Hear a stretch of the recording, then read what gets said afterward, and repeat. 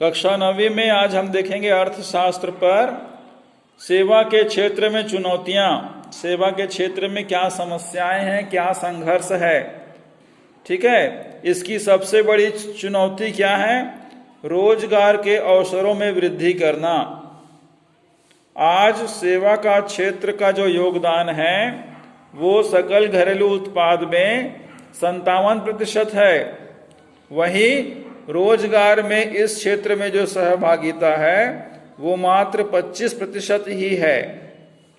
कहने का तात्पर्य है कि इसमें रोजगार की संभावनाएं उस गति से नहीं बढ़ रही हैं जिस प्रकार से जीडीपी बढ़ रही है। सेवा क्षेत्र के कुछ क्षेत्र ऐसे हैं जिनका सकल घरेलू उत्पाद में योगदान तो अधिक है, परंतु इससे बहुत ही कम लोगों को रोजगार मिल पाता है। जैसे बैंकिंग एवं सॉफ्टवेयर की सेवाएं। एक और इन सेवाओं के लिए उच्च प्रशिक्षित कर्मचारियों की आवश्यकता होती है, वहीं दूसरी तरफ इसमें एक क्षेत्र भी है जिसमें बहुत अधिक लोग रोजगार प्राप्त हुआ है।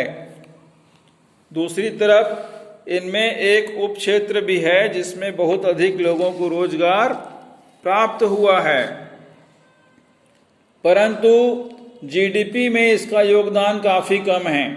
ठीक है, तो बैंकिंग और सॉफ्टवेयर क्षेत्र में जो है वो रोजगार तो बहुत मिला है, परंतु जीडीपी में इसका योगदान बहुत कम है। जैसे छोटे व्यापार व स्वरोजगार में काम करने वाले लोगों की संख्या अधिक है और इनका उत्पादन सीमित है। ठीक है, इस सेवा क्षेत्र का दोहरा रूप दिखाई देता है। संगठित क्षेत्र में रोजगार के अवसर अपेक्षाकृत कम हैं। संगठित क्षेत्र मतलब जहां पर लोगों की तनख्वाह और सुविधा नियमित रहती है। ठीक है, अपेक्षाकृत काफी कम है। जैसे वर्ष 2009-10 में प्राप्त आंकड़ों के आधार पर संगठित क्षेत्र में काम करने वाले सेवा क्षेत्र की कर्मचारियों की संख्या लगभग 30% है।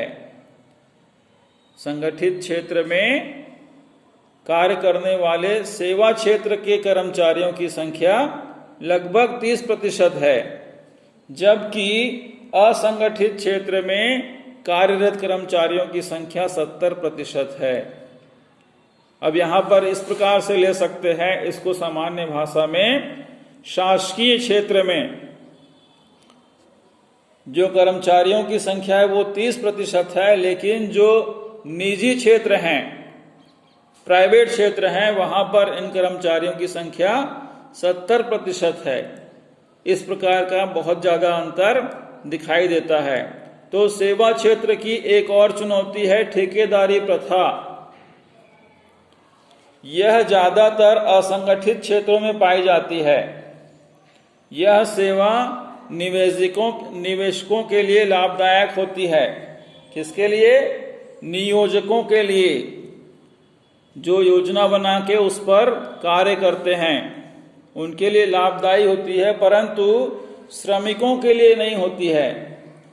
कहने का तात्पर्य यह है कि जो बहुत ज्यादा धन और साधन लगाकर लोगों से काम करवाते हैं उनको ज्यादा फायदा होता है, श्रमिकों को नहीं होता, वहां काम करने वाले लोगों को नहीं होता। बहुत सी सेवाएं कृषि एवं विनिर्माण से जुड़ी हैं। जैसे व्यापार एवं परिवहन की सेवाएं किससे जुड़ी हैं?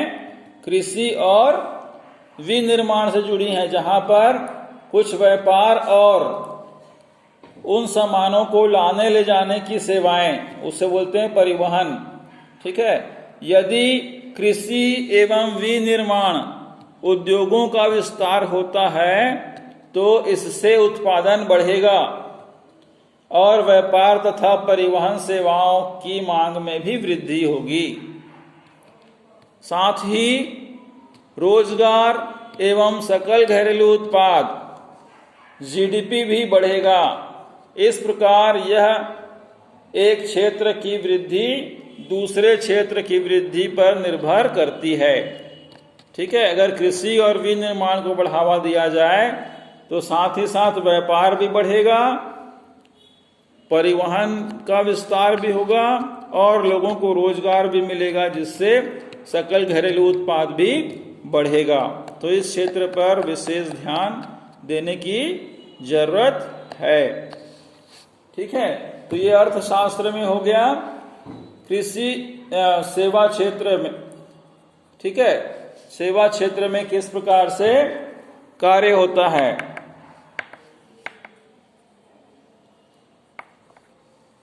जिसमें उद्योग भी आते हैं और सेवा क्षेत्र भी आते हैं।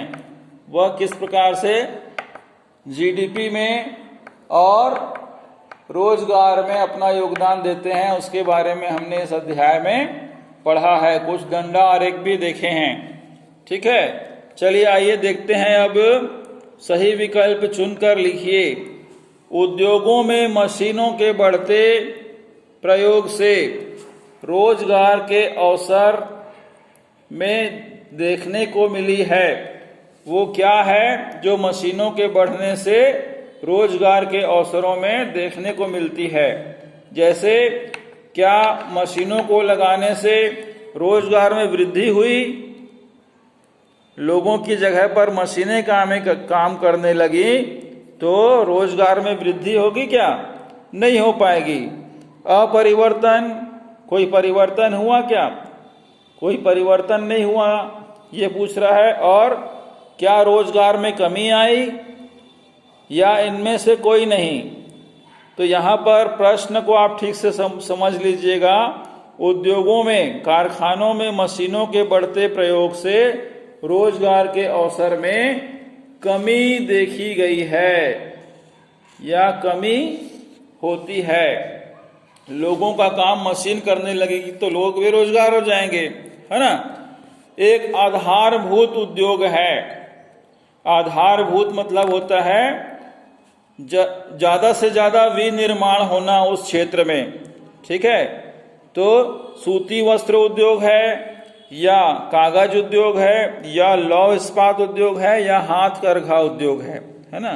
तो यहाँ पर हम देखेंगे कि जो लौह इस्पात उद्योग है, जहाँ पर कीलों को या लोहे को गलाकर फिर से दूसरा कोई उपयोगी सामान बनाया जा सकता है, तो इस क्षेत्र में बहुत ज़्यादा उपयोग होता है। वो है आधारभूत उद्योग, जिस पर बहुत से उद्योग टिके हुए हैं, तो वह है लौह इस्पात उद्योग।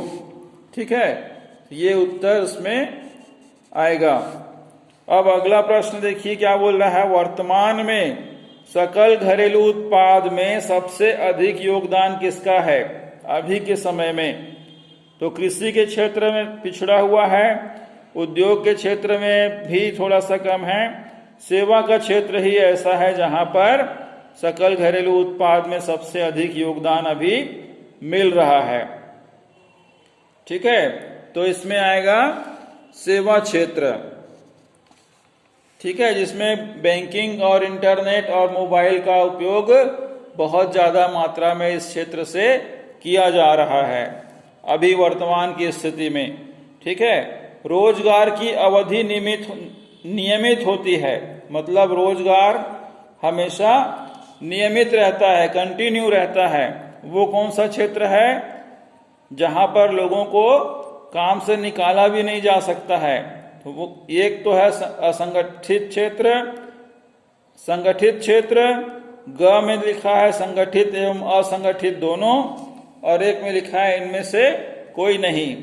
तो रोजगार की जो अवधि है वो नियमित होती है संगठित क्षेत्र में। किसमें? संगठित क्षेत्र में अवधि नियमित होती है। ठीक है, तो इसका उत्तर आएगा संगठित क्षेत्र। इसको आप कॉपी में, फेयर कॉपी में साफ अक्षरों में लिख लीजिएगा।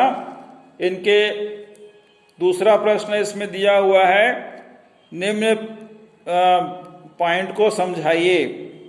ठीक है, तो इसके बारे में हम आपको अगले दिन बताएंगे। और आपके लिए होमवर्क है कि आप इतिहास का पेज क्रमांक 151, 152, 153 और 155 का अध्ययन करेंगे। इन प्रश्नों के बीच से आपसे कुछ प्रश्न पूछे जाएंगे जिसका उत्तर आप हमें लिखकर भेजेंगे, है ना। पिछले दिनों हमने प्रश्न किया था, थोड़ा सा प्रश्न को घुमा के भी पूछा गया था। कुछ लोगों ने सही सही बनाया, कुछ लोग नहीं बना पाए, ठीक है।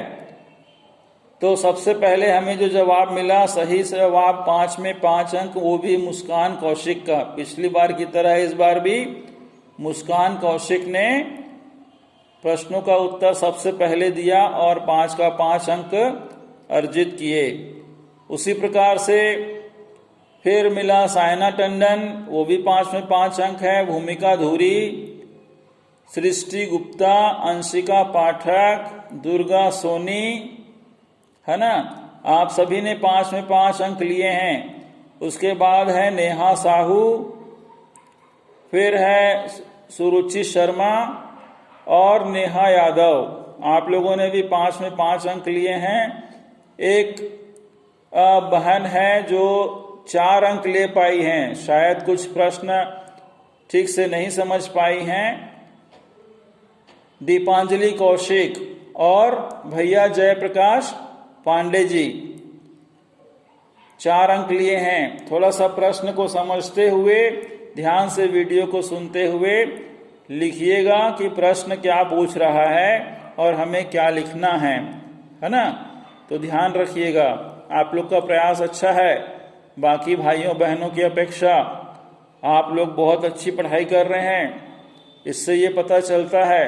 ताकि आप लोगों ने प्रश्नों के उत्तर लिखकर हमें व्हाट्सएप के माध्यम से भेजा है। आप सभी की मेहनत काबिले तारीफ है, प्रशंसनीय है। इसी प्रकार से आप पढ़ाई के क्षेत्र में विशेष रूप से ध्यान देते रहिए। निश्चित तौर पर आने वाले समय में आपके जो असाइनमेंट हैं, आपके जो पेपर्स हैं, वो आसानी से बनेंगे। आपकी लिखावट में सुधार होगा, आपकी मात्राओं में सुधार होगा और आप अध्यापन कार्य को अच्छे से अनुशासित ढंग से पूरा कर पाएंगे। ठीक है, तो आज के लिए इतना ही। अपना ध्यान रखिएगा, खुश रहिएगा, स्वस्थ रहिएगा। आपका बहुत बहुत धन्यवाद।